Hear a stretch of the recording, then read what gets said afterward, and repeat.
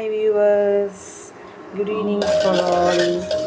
என்ன happy women's டேலாம் எப்படி celebrate பண்ணிங்களா? இப்போ நம்ம பார்க்க போகிறது ரவா கிச்சடி.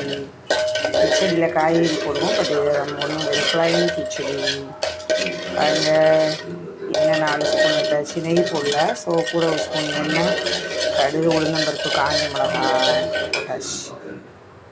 நம்ம இதில் வர்றது எல்லாமே வந்துட்டு ரோஸ்டட் ரவா தான். பட் எதுனாலும் நான் ரவையை வந்துட்டு ரோஸ்ட் பண்ணி வச்சுருக்கேன். ரோஸ்ட் பண்ண ரவா பாருங்கள், ஆற வச்சுருக்கேன். கடுகு, உளுந்தம்பருப்பு நல்லா வெடிக்க பாருங்கள். 1 கப் ரவாவுக்கு 2 கப்பு தண்ணி ஊற்றிருக்கேன். நல்லா கொதிக்க பாருங்கள். இப்போயே வந்து உப்பு போட்டுடலாம். டைமில் ரவையை சேர்த்துடலாம். ரவையை சேர்த்துட்டே இருக்கும்போது அப்படியே கிண்டி விட்டுறணும். ஃபுல் ரவை சேர்த்தாச்சு. அப்படியே மைல்டாக கிண்டி விட்டுடலாம்.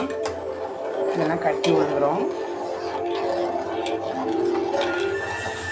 நம்ம வந்து சர்க்கரை போட்டு சாப்பிடல, உப்பு போட்டு தான் அப்படி சாப்பிட போகிறோம்.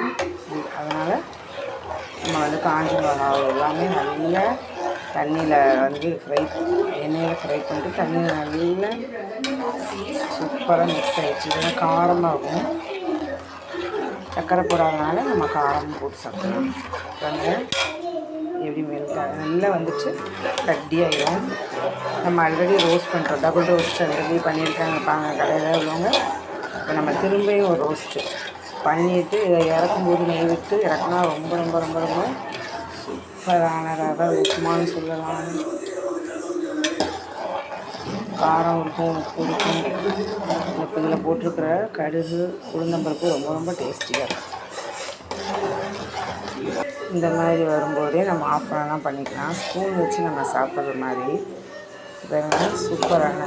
இதில் வந்து பீன்ஸ், கேரட்டு, பட்டாணி போட்டு சாப்பிட்லாம். பட் நம்ம இங்கே அதெல்லாம் பண்ணல.